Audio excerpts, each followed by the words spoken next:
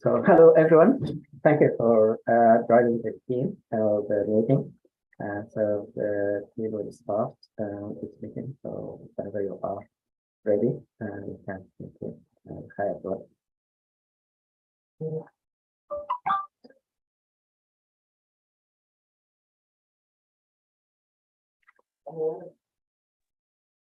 Okay. Hi, everyone. Today we will be presenting today's meeting. We're going to start off with falling safety and technique by Dr. Almuntasir Al-Tayyib. If you're ready, go ahead.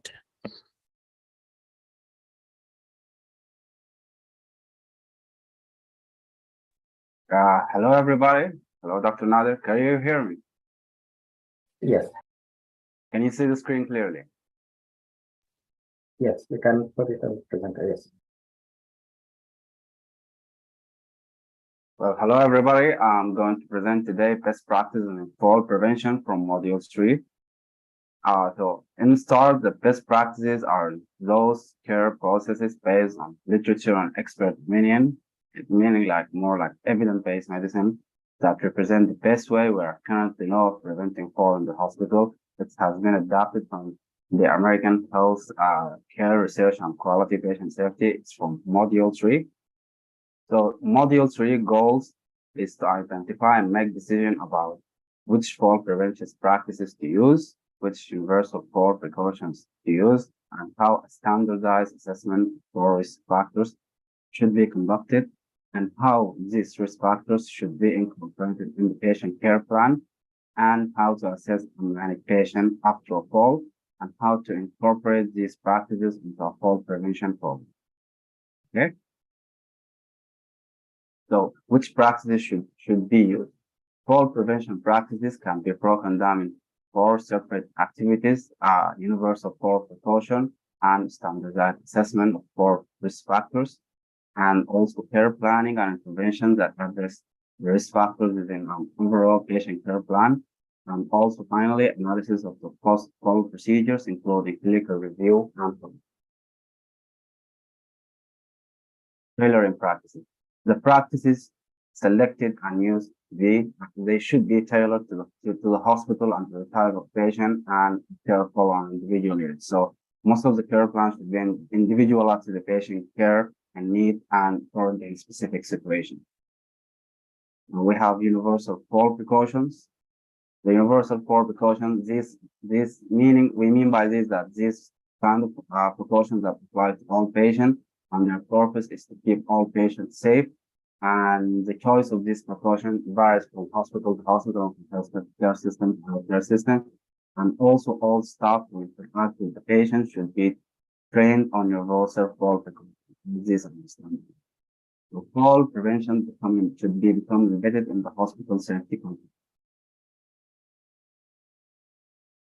Things that all hospital use here, work here in Ireland. So one of the hospital is like whenever there's a patient with high risk of fall, we use one-to-one care, meaning that nurse or healthcare assistant would stick to that patient for 24-hour observation and prevent fall.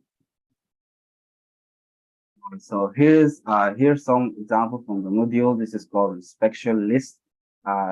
This is a way of determining the patient environment, like the passes, the furniture. For the passes, we need to remove unused equipment and to remove inside only.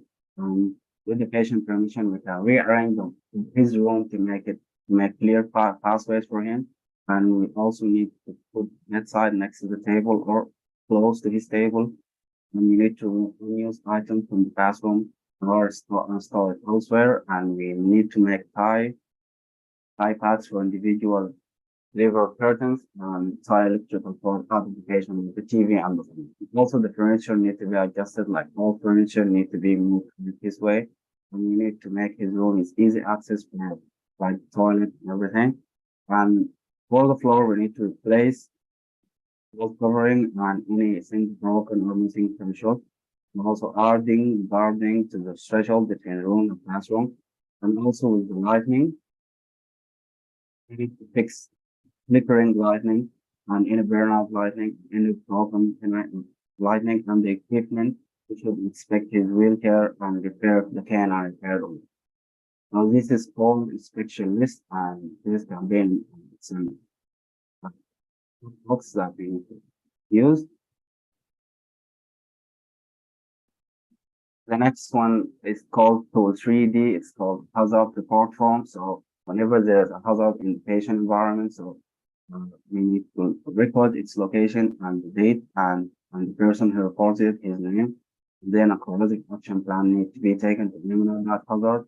And a work order should be initiated.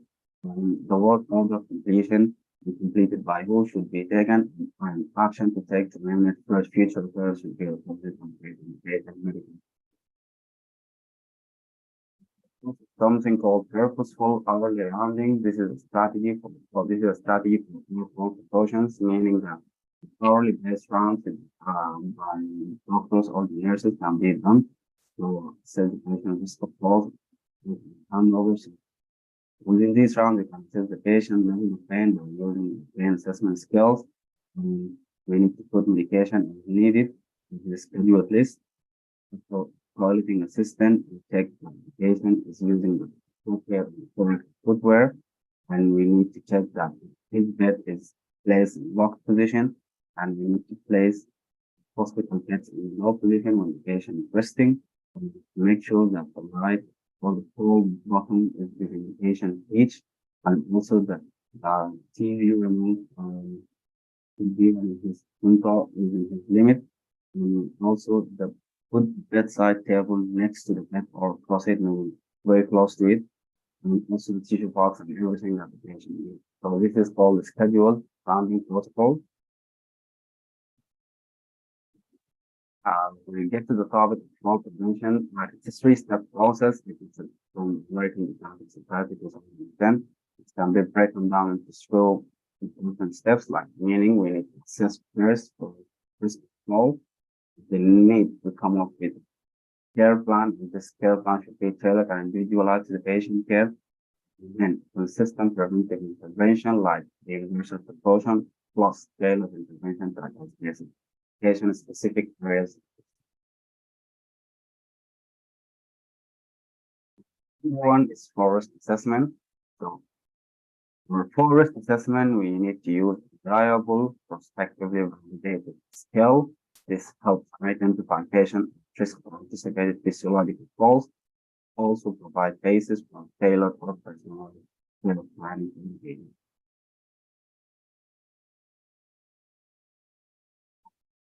Use of standardized assessment tools should be used throughout all adults unit and add unit level risk as needed. For example, in the geriatric ward, in the geriatric psychiatry ward, medication might have some medication across systemic hypertension. Further for risk factors, we need to use the refer for the tool 3F on evaluating of systemic vital signs. This is an example of tailored plan for the patient specific needs and the geriatric psychiatry ward. So key factors like this for thorax. Number one is history of fall. Any patient who will fall within the past 3 months should be considered higher risk of having future falls. And also mobility problems and use of existing devices. So any patient who has problems with their gait or who uses existing devices like cane or walker, they are more likely to fall. And so this should be implemented in the care plan. And also we need to assess the patient ability to use their system. Also medication. So the patient is taking large number of medication, sedation, infusion, or impaired balance, or sometimes blood pressure changes. This puts the patient at high risk of falls.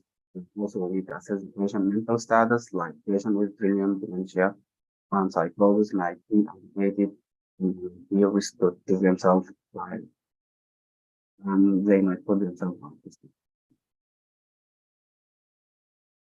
Maintenance of patients with urinary frequency, meaning they have to get out of the bed more often and they need to go outside more often. This puts them at higher risk of fall.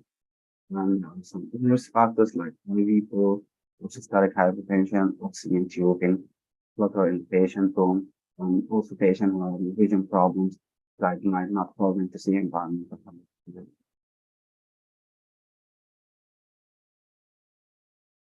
So, most important use an assessment tool is to identify the risk factors for developing care plans. This is the most important thing. Also, an excessive focus on the risk score is not needed. So, researchers have shown that scores from fall risk prediction tools do not predict any better than clinical judgment. So, from this slide, we take away that clinician judgment is the best way to determine the patient.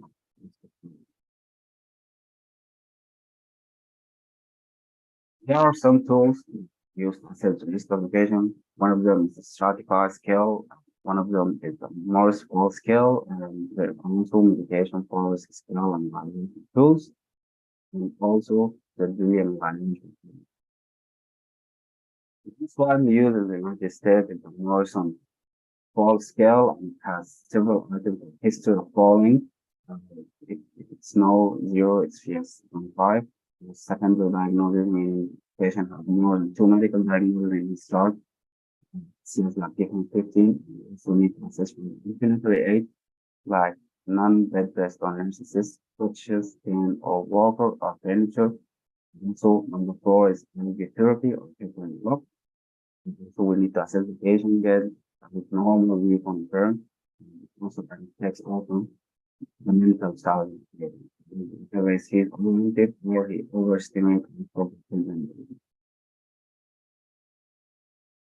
Also, so this is the second slide, breaking down the motion scale and just the all secondary diagnosis compared to the gate by the hyperloop.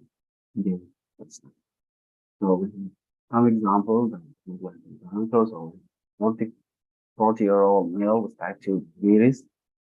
He's of hip replacement. He has no recent history of falls. He has difficulty walking with hip pain. He usually doesn't need an ambulatory aid. He has no ideal hip replacement.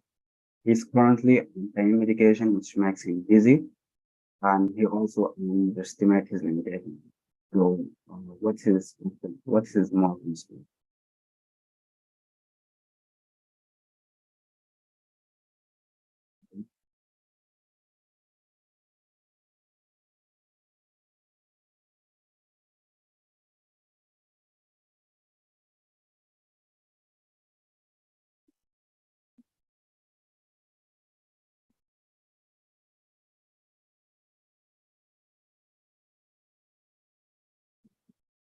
Answer?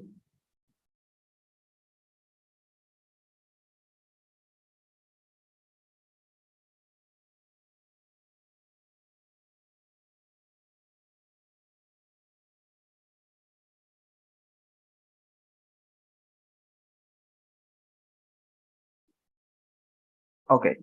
So his expected risk of fall will be 50 as this patient has 2 diagnoses, diabetes and post-hip replacement that put him on the 15 scale, and his gait is impaired, so that it puts him on the 20.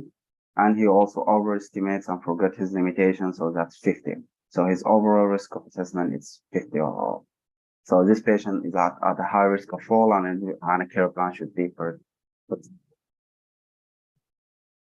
So assessment of perspective in our hospitals. So the question for our team to address which tool we use to assess falls in patient at the hospital, and do the unit member understand what they in this factor. Number 2 is care planning.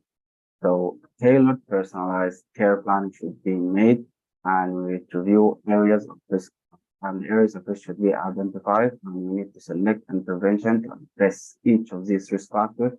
Most important thing that we need to communicate the tailored or prevention plan to all staff, all personnel and the patient. And we need to share this plan with the patient and his family.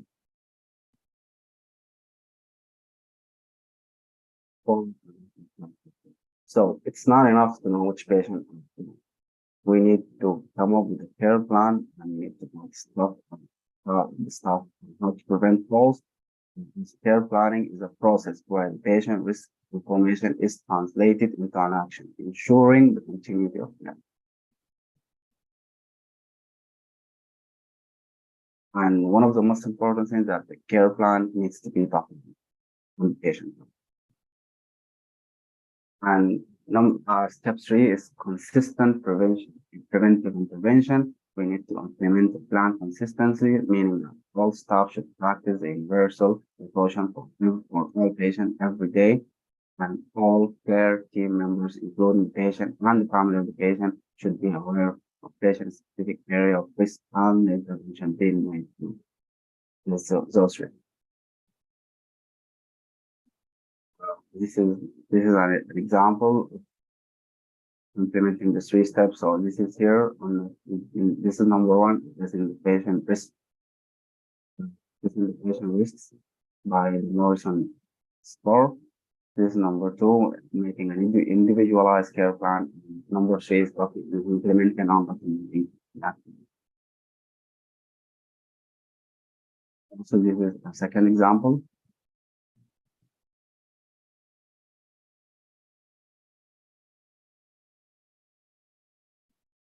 Care plan development. An individualized care plan is developed for patient with any of the following. Patient has the risk factor for falling. That can be found on the 4 risk assessment form. Or patient has fallen since admission, or patient attempts to result in unsteady and unsafe movement, or finally the patient or related conditions.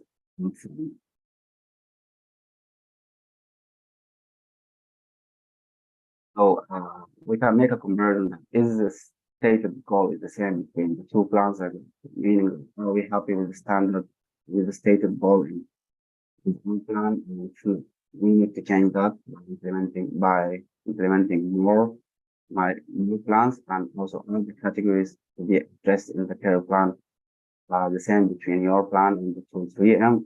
You need to consider many categories. Also changes could be made.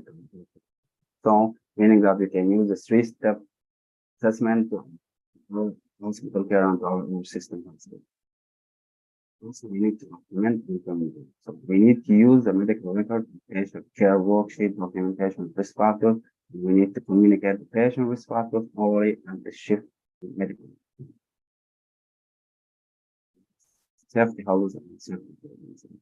We need to convince safety hazards at every shift change. We need to identify who fell and communicate preventive strategies. And also, we must identify the top 3 patients at risk of falling next shift. Post-fall assessment. Post-fall assessment is a review is a structured way to collect information. So we need to carefully assess patient for any injury in a very systematic way. We need to document our finding in the medical record, and we need to report this incident clearly. After the fall, brief staff gathering interdisciplinary teams when possible, not immediately follow the fall event. It should commence within 15 minutes of the event of the fall, and should be led by a clinician responsible for the patient all of the event, and it should involve the patient, the resident, whenever possible, in the environment where the patient fell, and it requires also a deep discussion to learn what happened, and we need to use discovery to determine the root of the cause and the immediate cause of the fall. So we must answer the question, why the patient fell? From the cause, all huddle should identify root of the cause. We need to specify the type of the fall. We need to identify actions to prevent occurrence in the future. Change to the care of the plan. The plan care should be made, and we need to involve the patient family in learning about the most important thing that we need to prevent future fall. So these are 3 types of falls or fall event consultants. When we do the post-fall analysis, there's the immediate fall. So we can be broken down to accidental, anticipated physiological, and anticipated physiology. Accidental falls are basically related to environmental falls like slip on the floor or slip on the tubing, or due to the furniture. These are preventable falls, called accidental, and the cause of them is clear and can be Second type of fall is anticipated physiological fall. It's happening due to postural hypertension or due to weak or impaired gait. It can happen due to loss of balance and confusion or due to some medication. These non-intrinsic risk factors and the problem anticipated physiological fall, and we need to determine them clinically. And the third type of falls are called unanticipated physiological falls. These happen due to some unexpected event like heart attack, seizures, or a stroke attack. And these falls are preventable and we need to address it. So analysis of the shows trends on preventable falls relating to toileting and the notification of the staff of the patient need to use the toilet and need to observe the patient when he's going to the toilet. And falls related to environmental falls like the doorways, shower stalls, long bed strip, all these can be preventable. And we need to determine whatever the falls have happened during lunch or other breaks or during shift handover, and also that. Also it shows sometimes happen during the patient daily activities like verbal self is related. This is an example of fall assessment. So it involves either the patient fall and hit his head or not hit his head. So if he hit his head, we need to assess immediate danger to all involved access. We need to have access to information early breathing, according to our hospital protocol. We need to provide assistance and activate appropriate emergency response team if required. And do not move the patient until he or she assesses for safety to be moved. And we need to examine the cervical spine. And if there's any indication of injury, do not move the patient. Instead, immobilize the cervical spine first for the treating medical provider.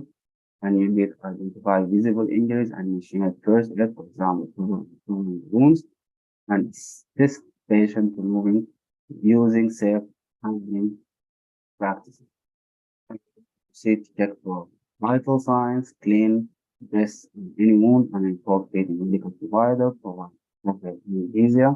And the test as directed, and then review the current care plan and implement additional false prevention strategies, and provide false. And this patient will need for continuous observation for at least 4 hours for 24 hours. And so if the patient hits his head on an unwitnessed fall, we need to do the same steps as the previous fall was assessing for the glass coma scale, and we need to proceed to recalling his numerical observation, including like the glass coma scale, and observe signs indicating for stroke, change in consciousness, headache, nausea, or vomiting. And we need to do the baseline vital signs.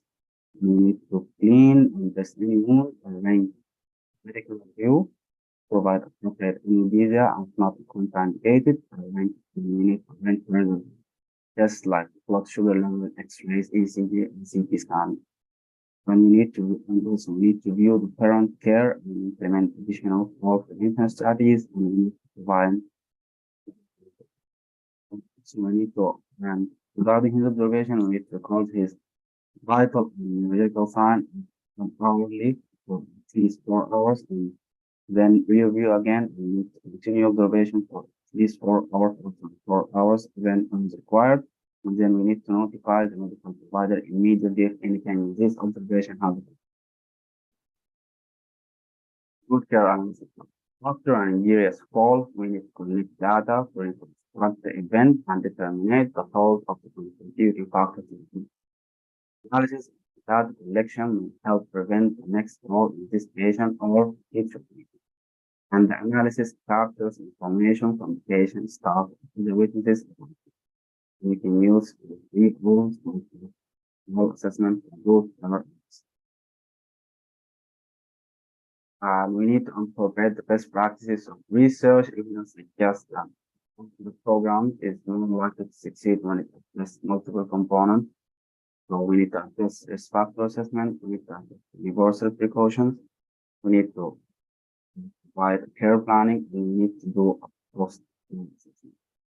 There are some specialized units, customized expertise like rehab units, neurology unit, pediatrics unit, and also the geriatric psych unit, medical unit, neurology radiology, and surgical units, and inhabit all these units can help involved in preventing future faults. And we need to make an action plan and discuss action steps for the key interventions and determine who's responsible for this task and when it to be completed. So to summarize, best practice checklist. So we need to identify set best practices. We need to create a clear clinical pathway. And we need to identify key elements of a full risk assessment. And we need to use a tool for specific tool for assessing risk factors. We need to explore approaches to documenting and reporting results of all risk factor assessment. We need to develop fall prevention care plan based on identifying risk factors and also identify approaches to documenting and communicating care plan, and then develop system linking changes in all risk factors to changes in the care plan.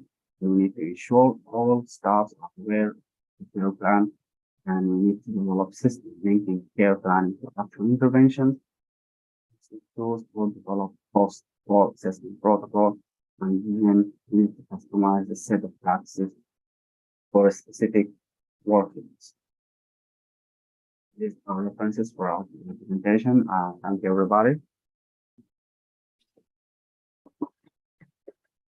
Thank you so much for this great presentation. Excellent. Thank you so much. Really appreciate it. Any questions?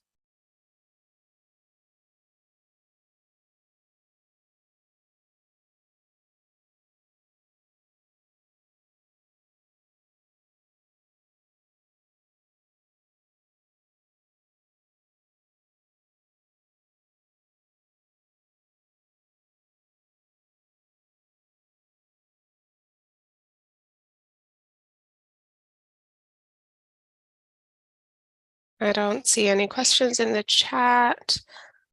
I guess we can move on to the next topic. Thank you, Dr. Almuntasir. That was a great topic. It's very important. At some point as a resident or a fellow or attending, you will be needing to fill out these forms. And so it's a very important aspect to know about. Our next presentation is going to be remote patient monitoring, and it's going to be presented by Dr. Huzaifa Alamin.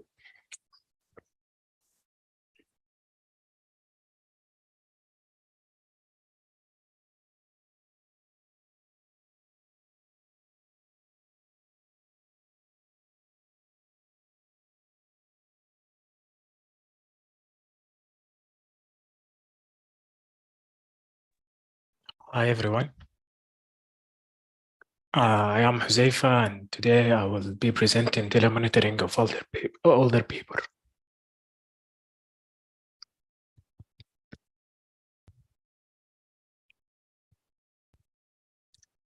So to start with, the definition of telehealth is a collection of means or methods for enhancing healthcare, public health, and health education delivery and support using telecommunication technologies.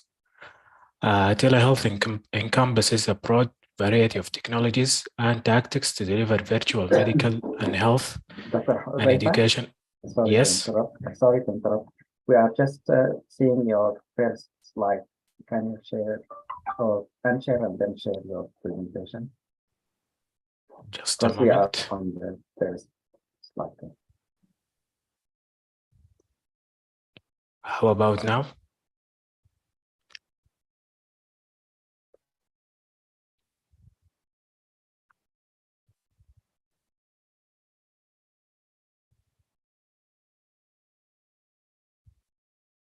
If you, yeah, that's better.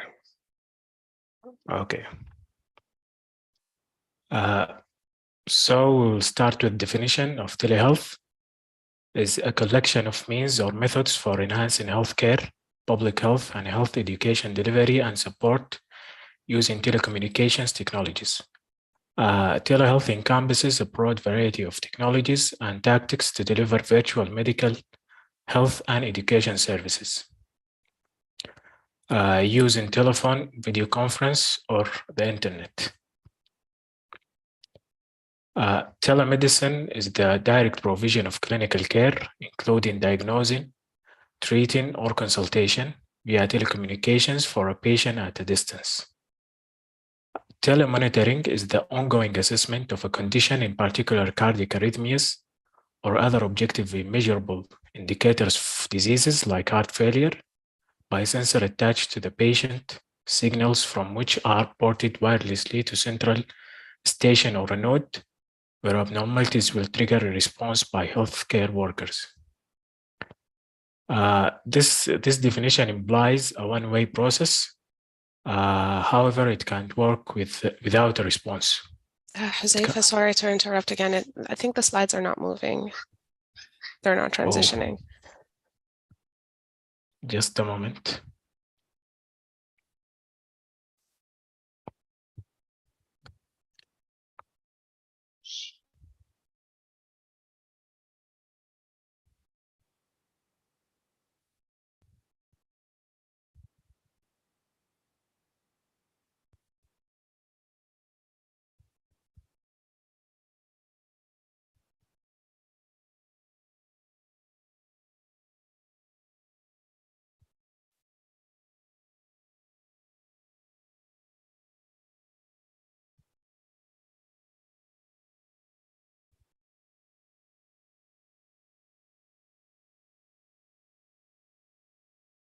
Can you see the slides? We can see them, but not in not in presentation mode, just the slides.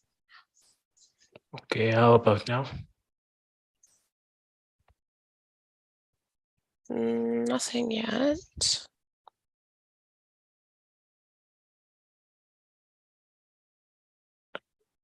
Okay, I can send them to you and Okay, you can share them. that works. Yes, please. Okay. Sorry, just a moment.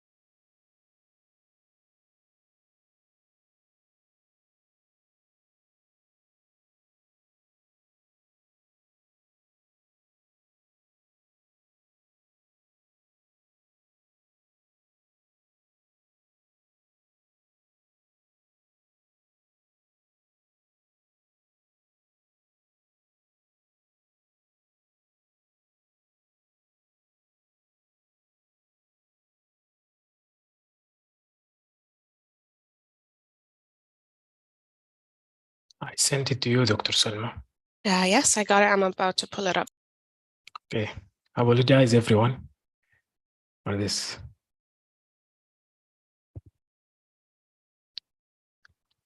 That's fine. Sometimes technical problem, of course, so it happens. No worries. Thank you.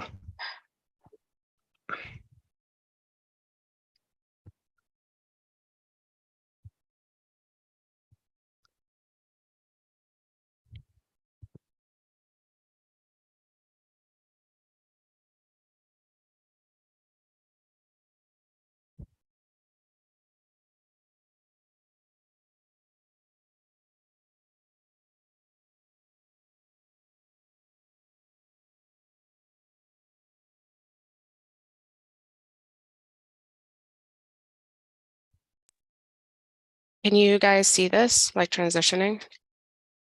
Yes. Perfect. Okay, go ahead, Huzaifa. Okay. So we'll talk about the telehealth. First of all, the definition of telehealth is a collection of means or methods for enhancing healthcare, public health, and health education delivery and support using telecommunications technologies. Telehealth encompasses a broad variety of technologies and tactics to deliver virtual and medical and health and education services using telephone, video conference, or the internet. Next.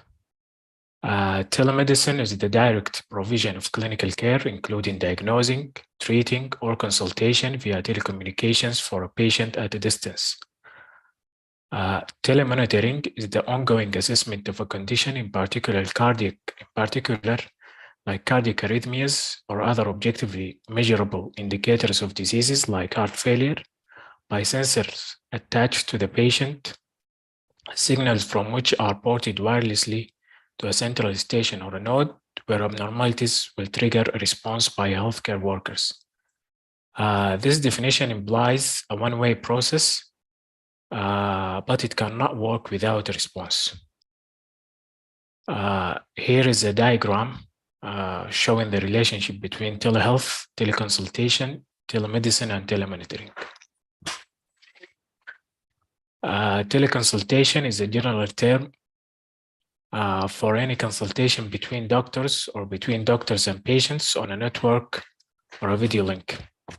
The response to telemonitoring can be a teleconsultation or a telemedicine. Why we use telemonitoring? First of all, because it's cost effective. Second of all, the technology exists. The third reason is the convenient. It's convenience for staff and patients. Next. When would you use telemonitoring? For remote geographical areas and for people who may have problems attending clinics like older people, prisoners, or military members. The potential problems are the lack of technology, technophobia, suspicion about surveillance, and fragility of links, and connection problems. What can be telemonitored is the vital signs, mobility of patients, locations, and falls. Here are the types of sensors that are used in telemonitoring. First one is pressure sensor, which is a pad placed under a mattress or a chair to detect in the bed or chairs is in the use. Pressure mat, which is a pad placed under a mat to detect movement. Smart tiles are footstep detection tiles, which can identify a subject and the direction in which they are walking. Passive infrared sensors detects the movement responding at any heart variation, can be used in broad mode to detect presence in a room or in a narrow mode to detect presence in the area.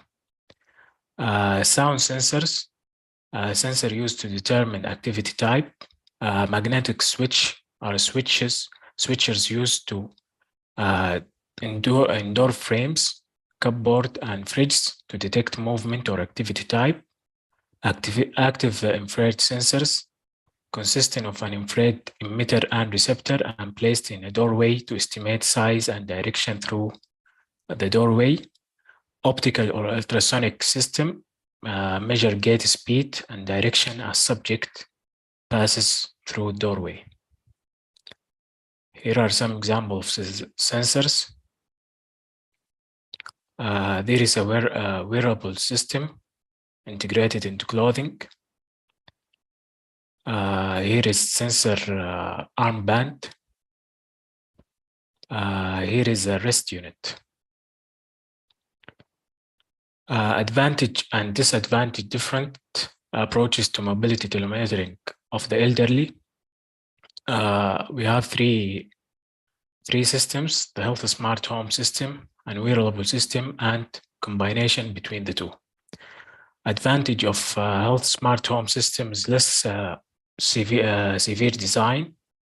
Person does not have to wear electronics, does not require user input to operate it. The disadvantage of this system is need for user identification if multiple persons are present, cannot monitor outside the home environment, limited access to biomechanical parameters. Problems with IR sensors are shown by chain. Wearable system is direct access to biomechanical parameters. Data logging and data processing wearables measure mobility regardless of location. Technological advances leading to reduced size, weight, and cost system. The disadvantage of this system is design limitation. Bulky systems are indiscreet. Data forwarding system cannot monitor person outside the range of base station.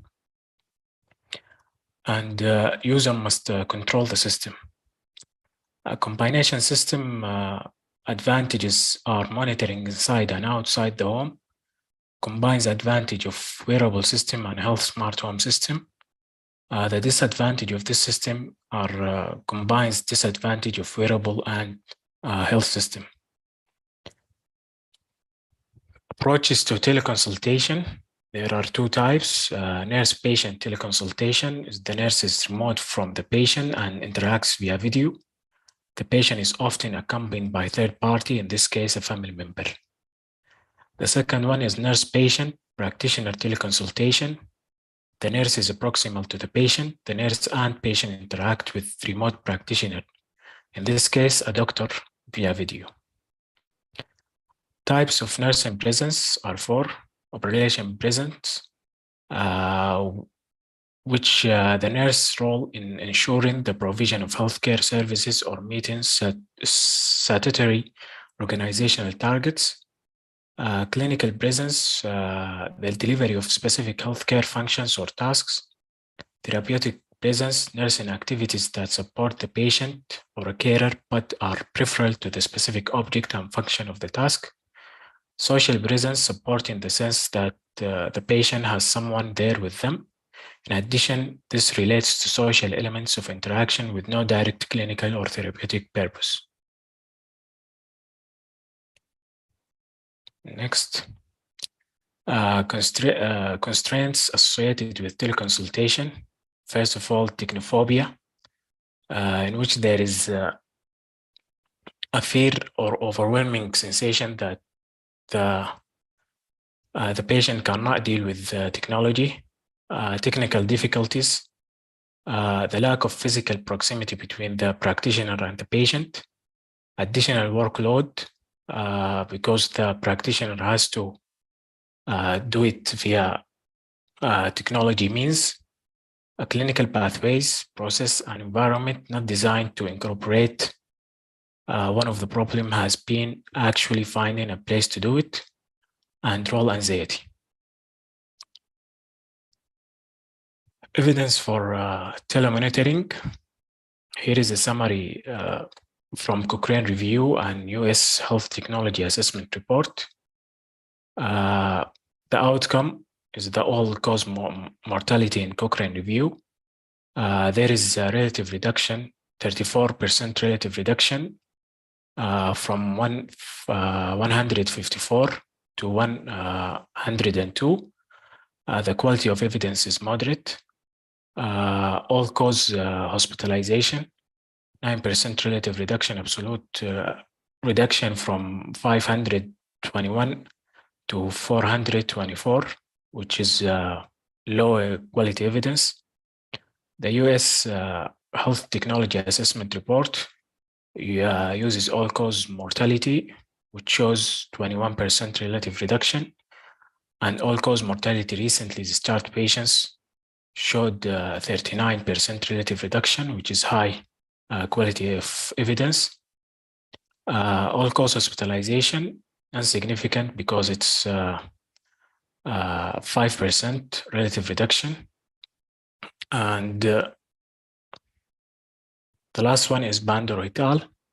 All-cause mortality, recent discharged patients, an insignificant relative reduction of 24% and 51% in 24/7 system. The quality of evidence is moderate. Conclusion, telemonitoring is widely used and has several applications, including with older people. There are advantages of telemonitoring and disadvantages to it. Research based around nursing practice in relation to telemonitoring is beginning to grow. There is evidence for efficacy of telemonitoring. Thank you.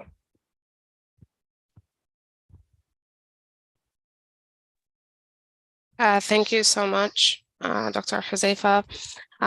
Any questions at all?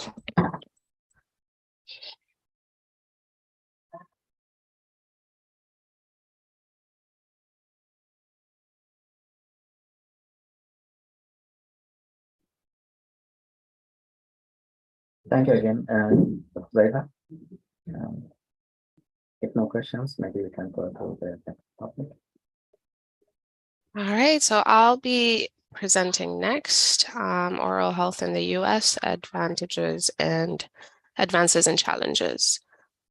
Let me just pull it up.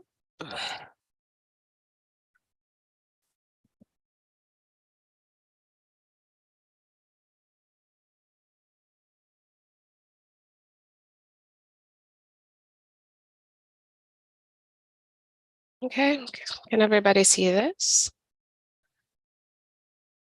Yes. Okay. So as I just mentioned, we're going to be talking about oral health in the US. We're going to go over, what oral health, its significance, what are the recent advances we've made in the past few years, and the challenges, and then sort of the remedies to overcome these challenges. So about 20 years ago, the Surgeon General of the US published a report on oral health. It's considered one of the biggest milestones in public health in the country. Basically, what the report outlined was how oral health is very much related to overall and general health, and that it's very important to focus on both for the overall health and well-being of a person. You cannot just focus on one part over the other. The report also addresses the differences in oral health and why some people have, good oral hygiene overall, and why others don't, despite inequities and access to dental care. So we rarely acknowledge the ways in which oral health and disease are involved in our social and health challenges. For example, the ongoing crisis of opioid misuse, COVID-19 pandemic, all of these observations, beg consideration of how best to address oral health challenges in ways that will improve the overall health and well-being. So as I mentioned, over specifically over the past two decades, there's been like a huge population change in the US in terms of, race and ethnicities and religions. We've had like an explosion and mix of these factors, which, help to describe us socially and culturally. It is estimated that by 2035, the US is going to have more adults over the age of 65 than there will be youth in the country. And this is to highlight how, older adults need a different set of healthcare needs than those of younger people. Now we're going to talk about, some of the factors that basically affect overall oral health. It makes sense, what you eat affects it, how you brush your teeth and how frequent, whether you use fluoride toothpaste or not, whether you floss, and then obviously how frequently you visit the dentist. These all play, quite a big role in ensuring good oral health, but there are other facets that also need to be addressed. And these can all be put under the umbrella term social determinants of health. And I'm sure like we all went through this back in like our public health courses. And it basically addresses, the opportunities, the social and economic opportunities, access to quality education, resource and support available in our homes and communities, safety of our workplace, cleanliness of water, food, air, and then the nature of our social interactions and relationships. So these are all things that affect how we receive health, how we look at it, and so on and so forth. So again, over the past 20 years, we have used these social determinants and basically have started to research how it affects oral health in various groups of people. So what has changed over the past 20 years in the US regarding oral health? We have started using dental sealants much more generously. And sealants basically prevent caries. And then, let's see, overall tooth loss continues to decline across the US in all subgroups. Among adults aged 65 to 74, only 13% are edentulous today, while back in the 60s, it was 50%. So we have much more people walking around with a full set of teeth today. We've also changed how dental care is provided. So, the use of our materials to restore form and function of dentition. So how we fill a cavity, how we use crowns, how we replace missing teeth. We've also advanced how we diagnose, how we treat, and how we manage oral pain. There's been a fourfold increase in the percentage of older adults receiving dental implants during the last 20 years.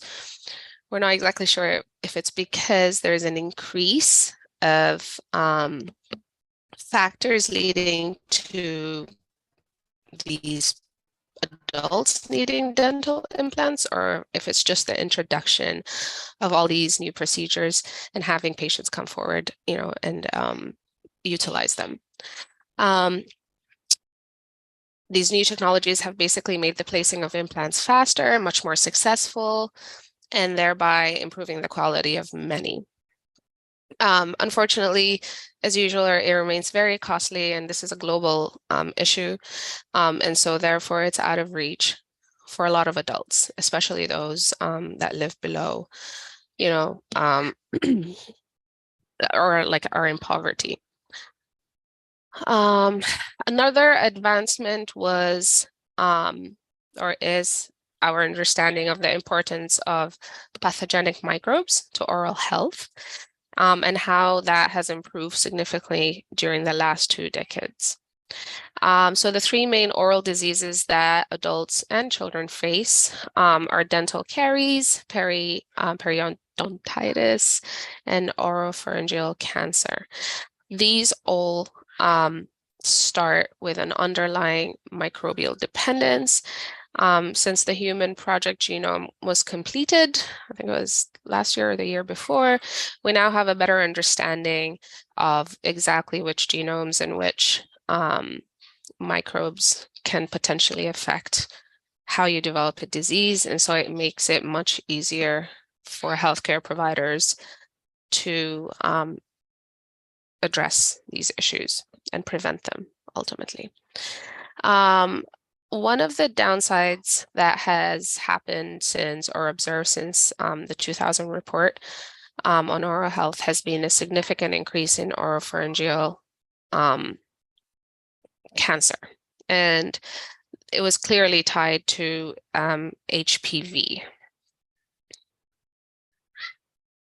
So although progress was made in the last 2 decades, we still have challenges and newer threats that have emerged.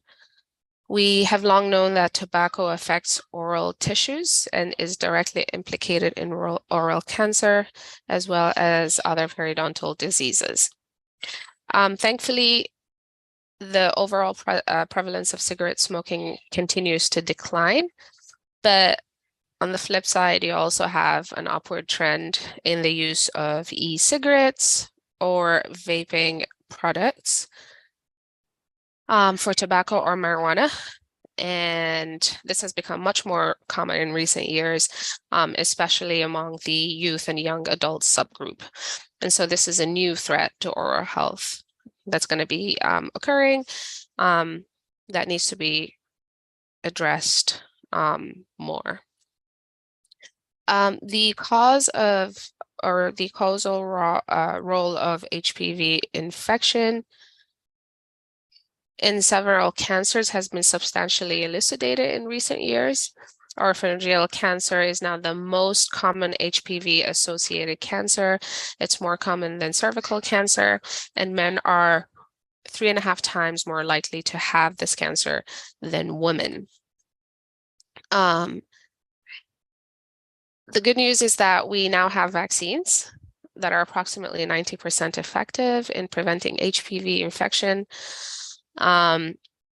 We see more in the general health sort of preventative checkups than we do in oral health, and that's why we need, the oral health profession to be more actively involved in promoting health and encouraging appropriate behavioral changes, and then supporting the vaccination of adolescents.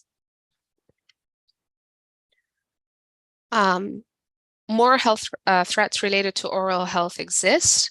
More Americans than ever, before are reporting mental illness. Both acute and chronic versions of these conditions may cause neglect of oral health, and medications used to treat mental illnesses frequently have pretty deleterious effects on oral tissues. Millions of Americans suffer from or at risk of developing substance use disorders. These have a direct impact on oral health. Another challenge is how the dental profession has been implicated in use of opioid misuse. Just because in the past few years, opioids or narcotics have been the go-to medication in most of the procedures, from simple to more serious ones.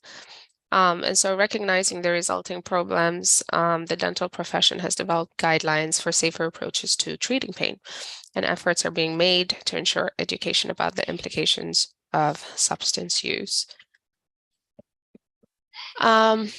Another challenge to oral health that has persisted over the past 20 years is the inadequate access to dental care. This inadvertently affects millions of individuals and their families. How it affects older adults who do not have dental insurance coverage is much more than for children and adolescents. And we have very few programs that address this issue. If you continue to chronically lack access to oral health, you're inevitably going to end up with untreated disease and more frequently pain and tooth loss. And then that will directly impact general health. One reason for inadequate access to care is that the US continues to experience dental health professional shortage. And these are, like areas, and this affects millions of Americans. Some estimate that at least 10,000 additional dental health practitioners are needed to help fill these gaps. And this doesn't even consider the demographic factors affecting the composition of a growing US population. So the shortage of dental professionals has been addressed, and we're just going to go over some of the growth or areas that have been targeted and led to new services being introduced. We've got the practice of dental therapy, which began in 2000 to provide dental services in Alaska Native rural villages, and so addressing acute dental care shortages in the rural parts of Alaska. Other states have followed suit, and they're now exploring their own approaches to that model. Sorry about the noise, background noise. The Surgeon General's 2003 National Call to Action to promote oral health has emphasized the need for public-private partnerships. And this is to improve the oral health of all Americans, and called for collaborative efforts to integrate general medical care and oral health care. During the past 2 decades, there's been interprofessional initiatives that have expanded access to oral health services, and that's by integrating dental and medical education and practice together. Since then, we've had models that have emerged for multidisciplinary teams of health professionals to deliver oral health care in a variety of settings outside of the dental office. So looking at a few numbers and expenditure on dental care in the US, it is estimated that the annual cost of dental care is $136 billion, and this was reported back in 2018. And that represents around 3.7% of the total healthcare spending in the nation. Out of that amount, $55 billion was paid basically out of pocket, which is a massive, massive number. I'm sorry. Okay. I'm sorry, guys. A chief obstacle, especially for older adults, has been the difficulty of obtaining and using dental insurance. So, even when policies are affordable, they generally limit dental benefits and require large out-of-pocket payments. Dental coverage is not as widespread as medical insurance because it is treated as an add-on to health insurance rather than an essential part of it. With or without insurance, some people simply cannot afford dental care. The resulting deferral of care results in expensive consequences that could have been avoided if oral health services for all individuals were considered an essential benefit.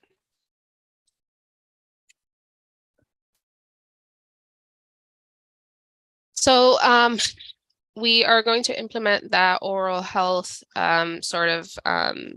figure and apply it to individuals, communities, the economy, and then the different subgroups. It's obvious good oral health supports overall health and well-being of individuals, families, communities, and the nation. It's determined by many social, personal, environmental factors, including genetics, behavior, diet, socioeconomic status, geography, and living conditions, as well as broader cultural influences and commercial motives and determinants. There are direct treatment expenditures and indirect costs in the form of productivity losses attributable to absence from school and work, and other intangible costs like detrimental impacts on quality of life related to orofacial diseases.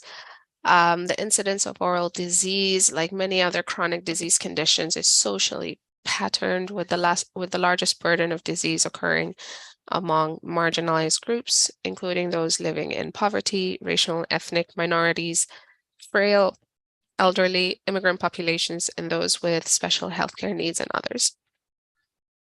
All these groups suffer higher burdens of oral disease and may face numerous barriers to accessing routine preventive and other dental services.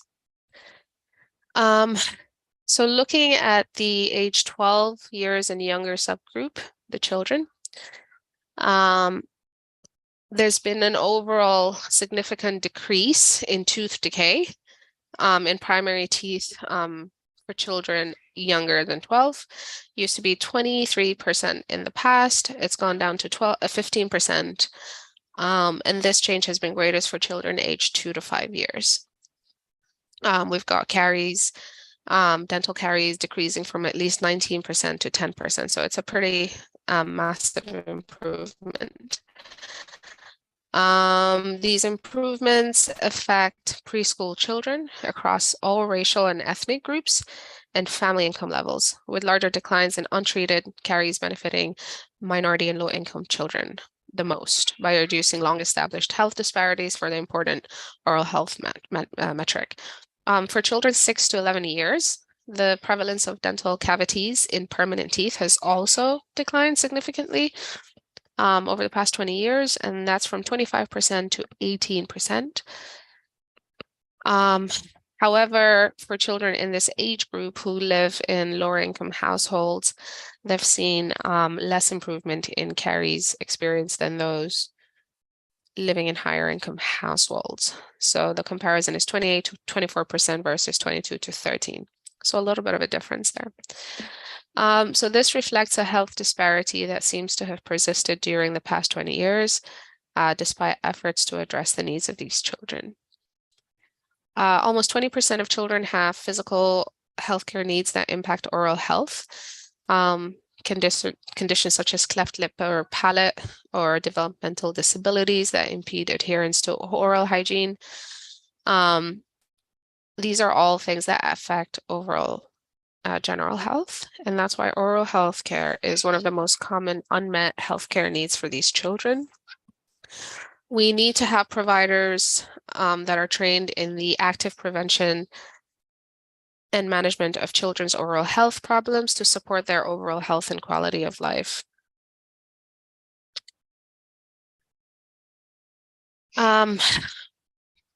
Moving on to ages 12 to 19 years.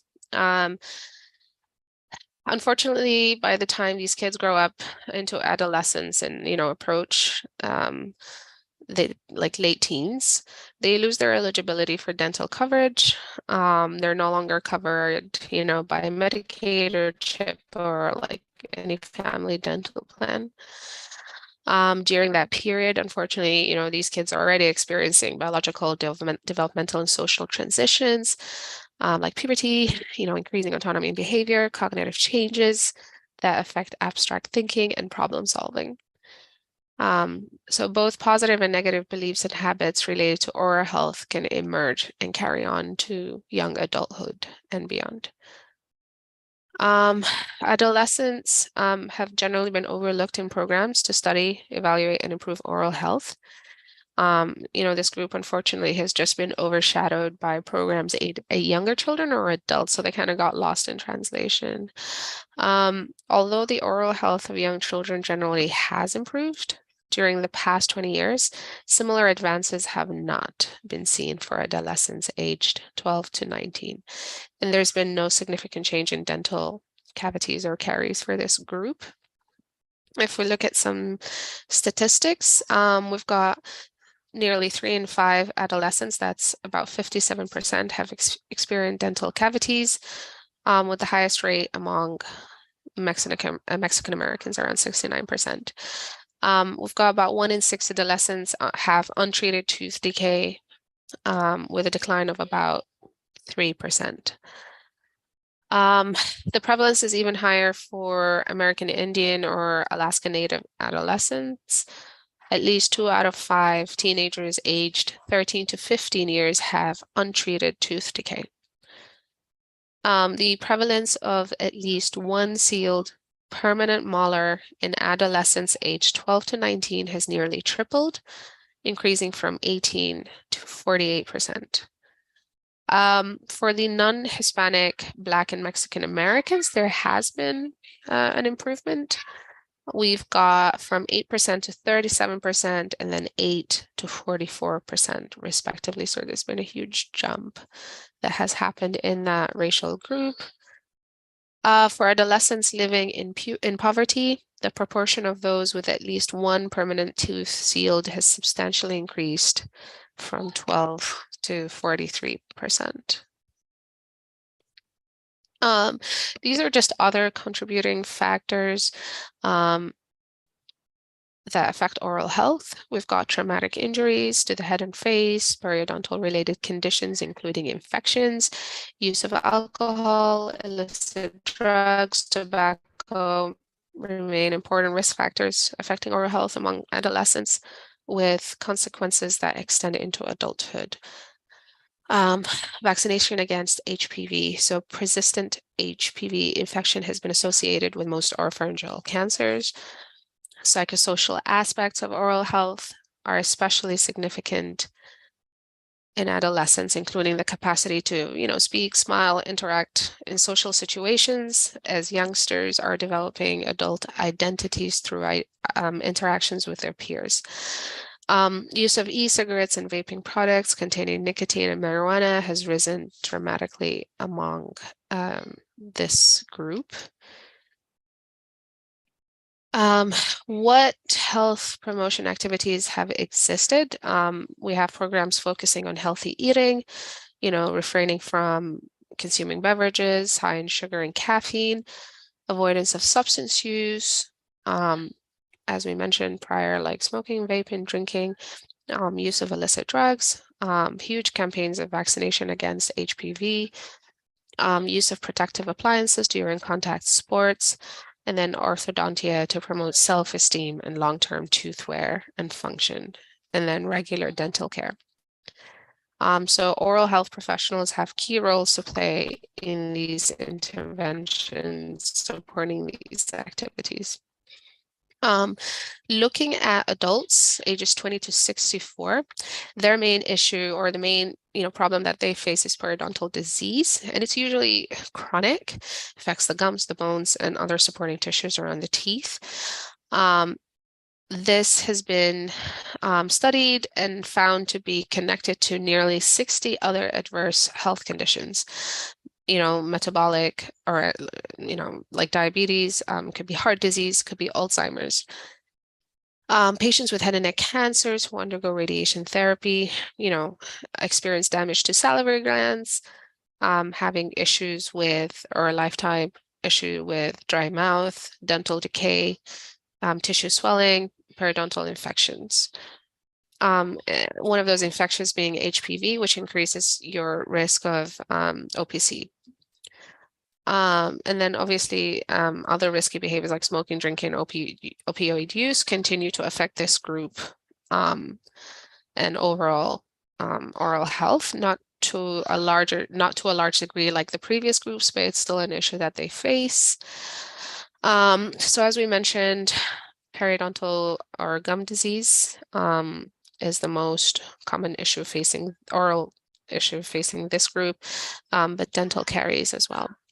It affects about 9 in 10 working age adults aged 20 to 64 in the US, with no substantive change in prevalence during the past 20 years.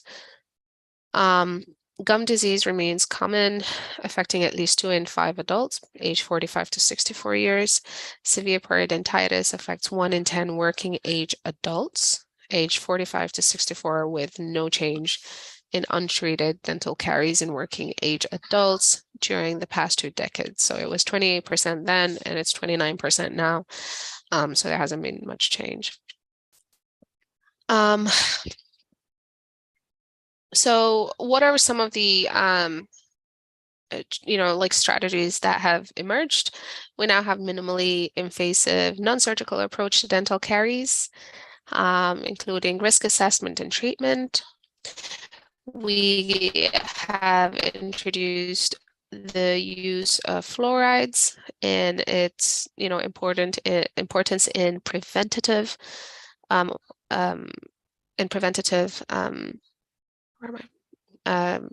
dental caries. They've come in the form of rinses, gels, and varnishes, can be used effectively with working age adults. We also have silver diamine fluoride that has also reemerged in the last decade and plays a huge role in preventative and control of dental caries. Edentulosum we mentioned briefly earlier. This is also a large change that has happened. It continues to decline. So in adults between the ages of 50 to 64, only 6% are edentulous, with more than 17% of those living in poverty experiencing complete tooth loss. We've got 3 in 4 adults between the ages of 50 to 64 have functional dentition. But then obviously what affects that is oral health disparities and social indicators. For those who live in poverty, only 47% have functional dentition. Whereas 83% of people who are not in poverty in that same age group have a functional dentition.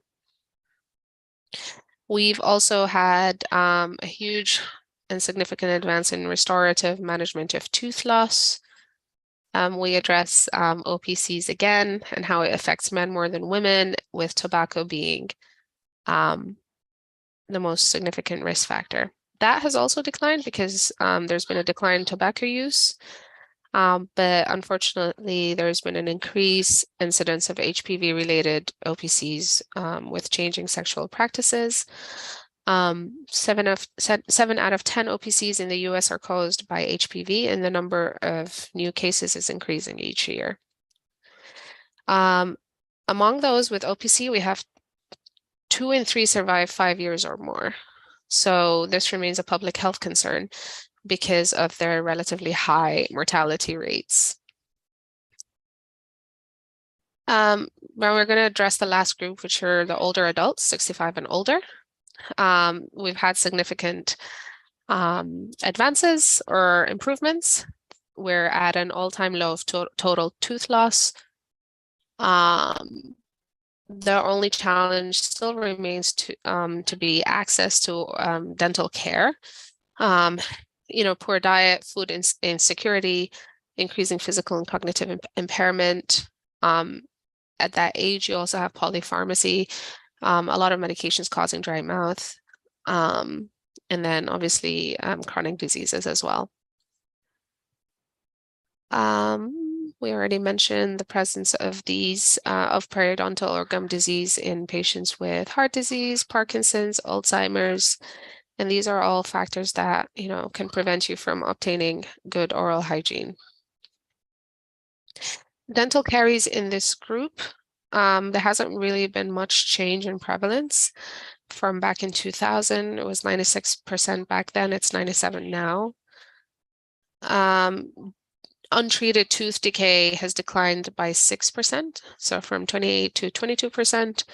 Unfortunately, untreated caries decreased only slightly for older adults living in poverty, so from 48 to 43%. But the decrease was much more significant for more affluent adults, 21 to 14%. Importantly, this disparity was still greater for those 75 years and older. Edentulism, which is complete loss of teeth, has decreased from about 32 to 17% for adults age 65 and older in the US. Although we have had more oral health providers in the US, 60 million Americans still live in areas where they don't have access to dental care. So what are, what are the call to action sort of factors to significantly improve the nation's oral health? Policy changes are needed to reduce or eliminate social, economic, and other systemic inequities that affect oral health behaviors and access to care. To improve oral health for more people, dental and other healthcare professionals must work together to provide integrated oral, medical, and behavioral healthcare in schools, community health centers, nursing homes, and medical care settings, as well as dental clinics. Lastly, to strengthen the oral health workforce, we need to diversify the composition of the nation's oral health professionals, address the costs of educating and training the next generation, and ensure a strong research enterprise dedicated to improving oral health. So that is the end. Thank you very much. If you have any questions, go ahead.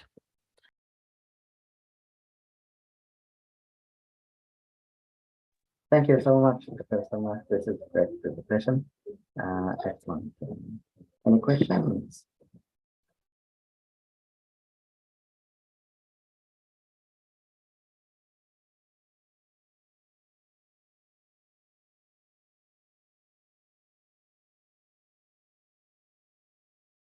Okay.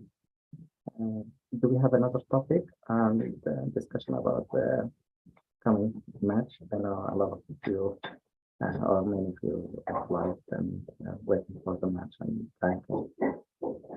Last week we talked a little bit about the SOP program.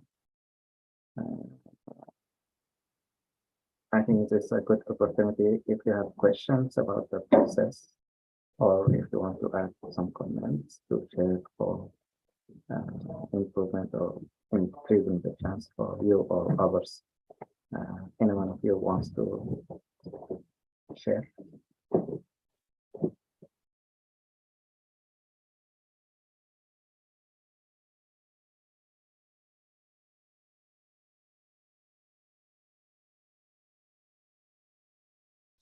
Do you have a presenter? Yeah, we have one more. It's preparing for Oh yes, for match day, and Eiman, go ahead whenever you're ready. Okay, sorry. No, that's okay. Hi, can you share the slides, Selma? Yeah, just a second. All right, cool.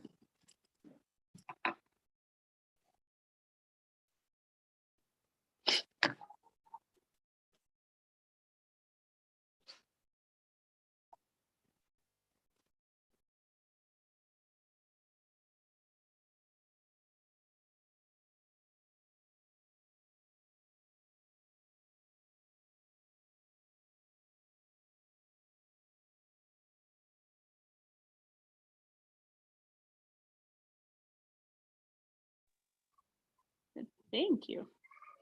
All right. Can you hear me well? Because I'm connected through my phone. Yes, Yeah? we can. All Yes, right. we Awesome. do. Thank you. All right. So the presentation is about, I want to say the dreaded match day, but that's just me. Maybe for some of you, it's an exciting day. It's a week away, or if I'm going to be fair, it's 9 days away. It's going to be March 13th, 2023, which is the Monday after next, inshallah. To say the least, I think in the best case scenario, it is a stressful day for all applicants and their families. So hopefully this presentation we've put together will sort of either voice our fears, our concerns, our hopes, we'll see. Let's get to it. Next slide, Selma. Okay, so you find out where you matched on March 13th, like we said. It's in my opinion, a very convoluted system where an email will be sent out at 10 a.m. Eastern time, which is 9 Central, 8 Mountain, and then 7 Pacific. The convoluted system comes in that you don't find out where you matched, you find out that you simply matched.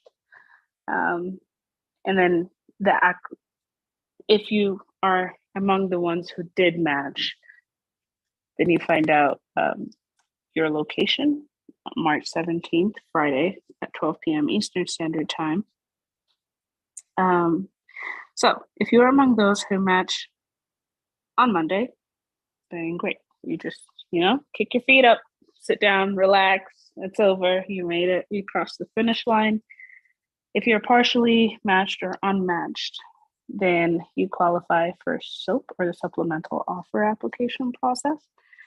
And that starts, Supplemental Offer and Acceptance Program. That starts at 10 a.m. Eastern Time. So around the same time the email is sent out that you matched, those who did not match or partially match have access to the SOAP via the R3 system, which can be accessed through the NRMP.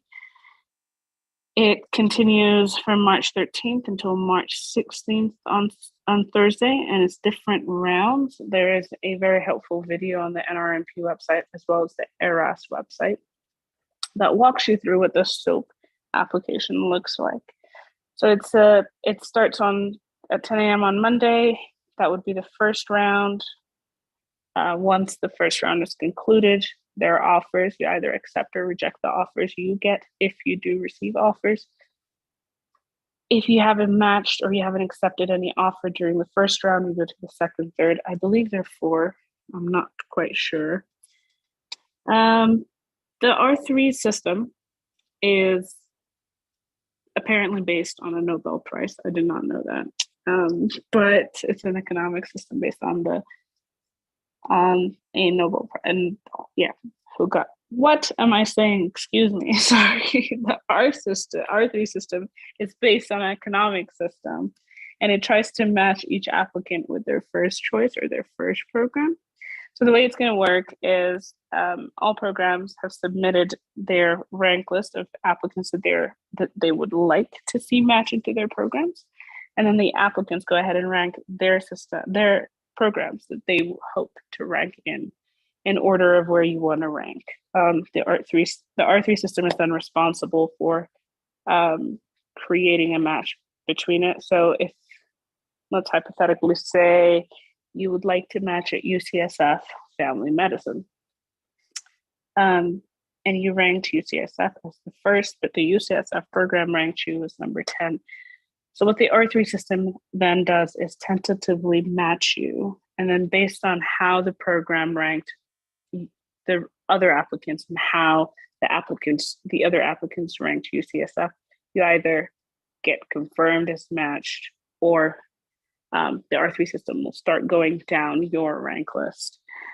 I think as IMGs, it gets a little trickier only because the number of interviews we receive compared to the average American graduate is a lot less. But I think we all do great, so we're going to be fine. I think without really getting into it, we all can agree that match day is a very stressful day. One thing that my sister Selma has been really good about is talking about taking care of your mental health. And that looks different for each and every single one of us. You could be someone who likes support with family and friends. And, if that's who you are, then maybe this is around the time that you want to tap into that. You could be someone who likes flying solo and staying under the radar. Again, if that's what you need, this probably is around the same time. If you hold a job, maybe request some time off. Do whatever it is you need to do to take care of yourself. Okay, next slide, Selma.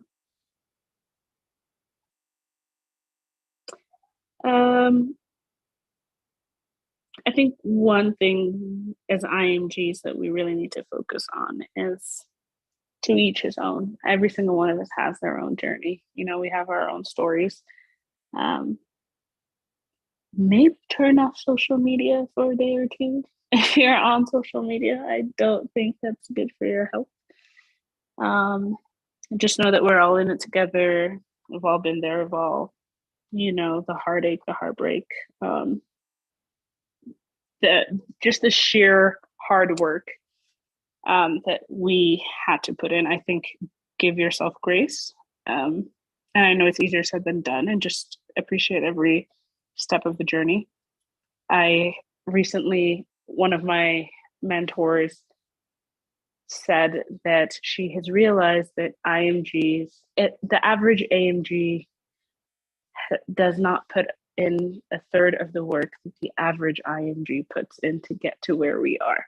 So I'm only saying this as a reminder for us to take grace and to have grace with ourselves, which I think I can speak for Sudanese people. I know we're not great at it.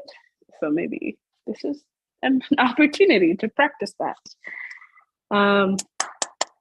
Yeah, just focus on yourself, focus on what you have done right, what you have done. I would say leave it at that, and maybe possibly it's not, if you are among those who do not match, either through the main match or through SOAP, just take a beat, pause, as it maybe not the best time to make a decision, and just try to sit into that feeling for a little bit. Next slide, Selma. Okay, I think this is pretty much everything we just said. Again, so sorry, Selma, it seems like I went ahead of the slides. I'm really, really sorry. So we can move on. Yeah, so in the event, I think this is a very important conversation that I can speak for myself and say that it was not one that I wanted to have early on in the process. You know, you're thinking, I'm going to get this. You're trying to get into that mentality, and not many of us sit and think, well, what if I don't? Because let's face it, that's a depressing line of thought, and who wants that? However, yes, it's heartbreaking. Yes, it's devastating. Yes, you poured your heart and soul and tears and blood and money into this process, into a convoluted system that may or may not be rigged. Who knows? Just know that it is not the end. And I think one thing that I very much admire about this group is its resilience and perseverance, because I think not many people know how hard it is to go through this process and then stand up again and keep going. It takes an incredible amount of character to do that. And just know that, and this is for all of us, like I speak to myself first before anyone else, that it is not the end if we don't match, and there are other options. You know, we really don't have to go into it now, but there's a research track. There is strengthening your application for next season. There is maybe take step 3. There is maybe publish something. There are many different routes to take. And I don't want this presentation to focus on that.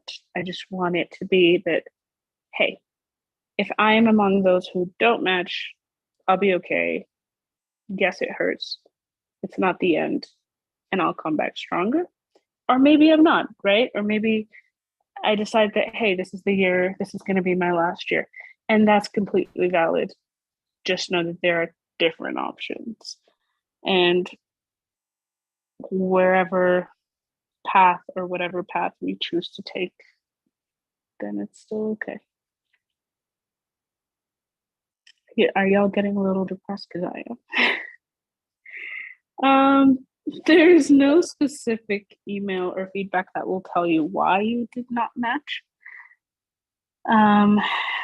Simply because a lot of things a lot of things go into the match. It's not, you can't go to one program or your programs that you interview at cannot tell you why not. Because again, there's the R3 algorithm, there's the rank list, then a rank order list. It's many different things. One thing that I have personally found very beneficial and also hard at times is finding that mentor that can be very real with you, very honest, but also believe in you and be very transparent about what it is that they think from their experience was weak about the application or which part of your application needs strengthening. But unfortunately, no specific emails that tells you what happened. Ooh, what should I do after match day?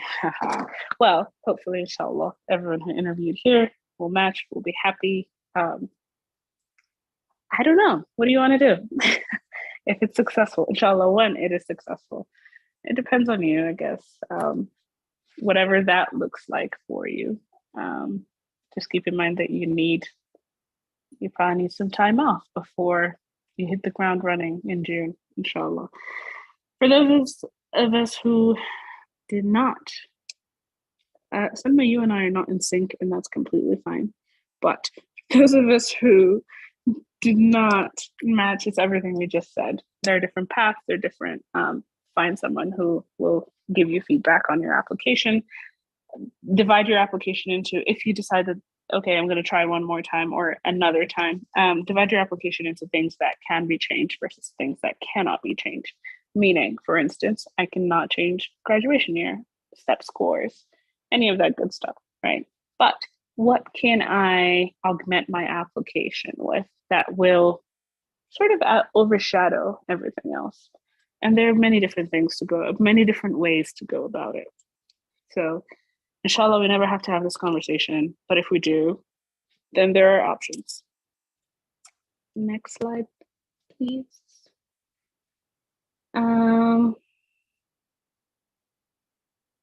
Yeah, if you matched and you're matching out of state from where you currently live, obviously things that go into your decision as your move, like look at neighborhoods. If you have kids, look at schoolings. If you currently live here alone, think of a support system. What would that look like? Do you need help? Financing, all the preparation, inshallah. But it'll hopefully be a fun kind of preparation. Next slide, please. These are links that we can look at. I need to look at them too. I didn't see them, but yeah. And that's it. We're gonna do great, y'all. Inshallah.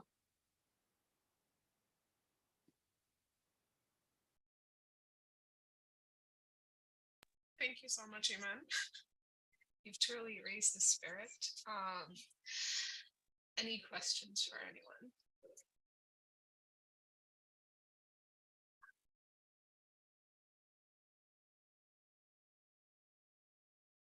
Oh, I think Dr. Nadir, you're on mute. Thank you so much, Dr. Eiman, for the great presentation and sharing your thoughts and advice. I do agree with all what you said. I wish you all the best, guys, and hopefully we will have good things for everyone.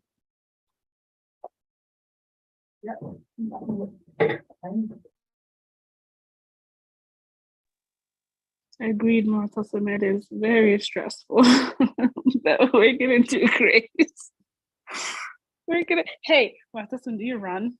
If you don't, maybe start running. This is probably the right time. I don't know.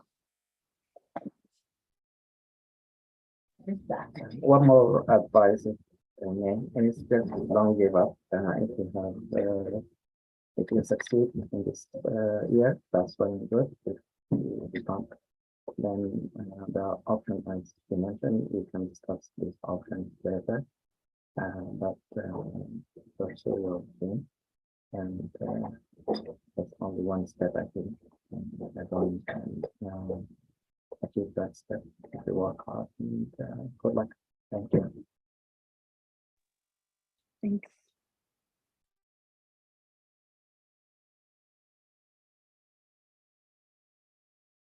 Any other comments or questions to Eiman or other speakers of today?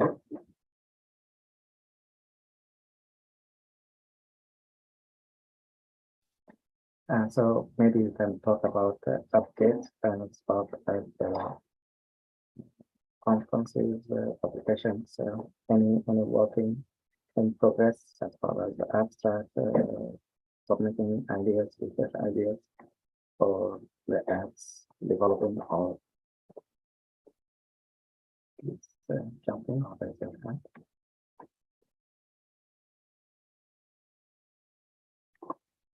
I know three, I think, if not more, are working or kind of are going to be working on their process.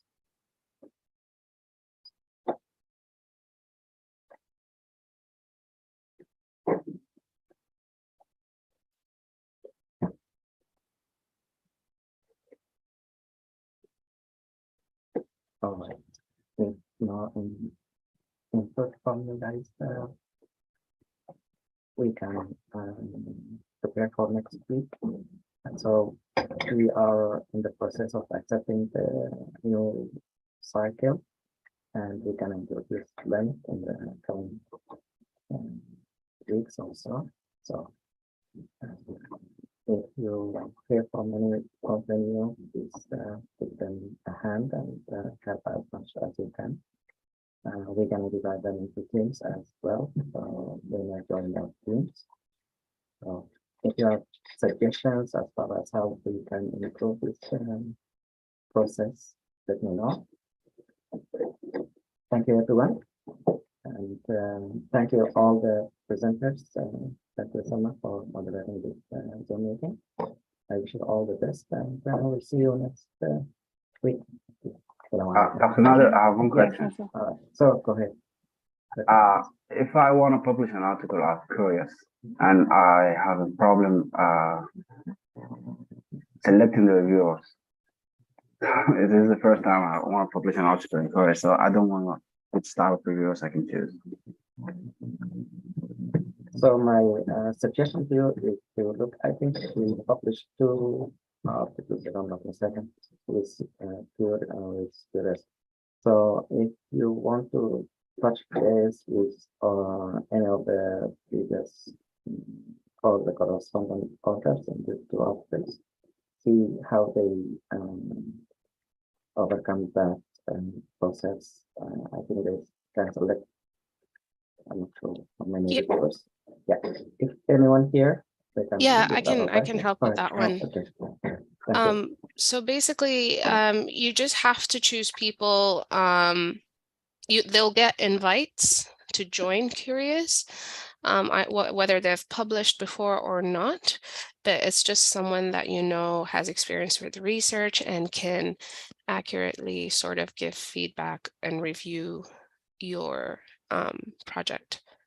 So you can send it technically to anyone. It could be anyone from the group, personal friends who are also in the field and have published. Just make sure that you will get a reply from them, because if you don't, then they won't be able to go ahead and review it and for you to complete the project. Okay. And then if you go on ResearchGate, I think, you'll find a lot of people from our group who have published. So maybe if you are in connection with them, maybe reach out to them as well. Okay. Thank you. I'm happy to review it as well if you'd like. Okay. Thank you so much. Yeah.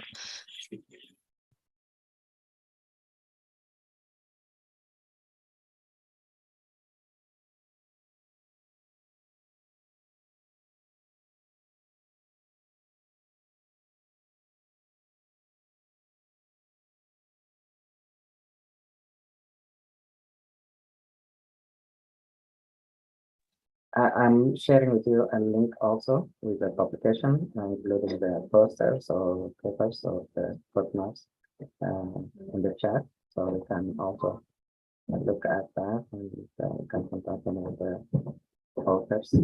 Thank you. So here at MSU, what we do is we have also some group, research group, and we share with them our last version before we submit the master. Some of them are very good. They know exactly what they are doing, so they can give us feedback. So if I can be of help, let me know and stuff. Thank you. Hello. Hi, everyone. So Dr. Muhtasim, you can contact me. I'm gonna suggest some reviewer for you. You can call me on over the phone.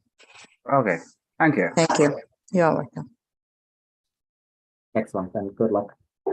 Thank you for your contribution, guys. Any other questions before we adjourn? Hello, Dr. Nabi. Go ahead, Dr. Eiman. I submitted our application to Google Play console developer 2 days ago. It's now being reviewed. I think it will take about 2 to 5 business days to hear something from them. So I hope it's accepted from the first time. Excellent, good. I wish you good luck. Thank you so That's a great job you and your team. Good. Thank you. Good Thank luck. you so much. Thanks for sharing.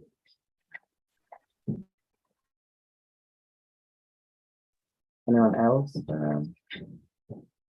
If not, then we will see you next week. Thank you, everyone. Have a wonderful day or night. See ya. Assalamu alaikum. Thank you, Dr. Thank you. Thank you, everyone. Enjoy the rest of your weekend.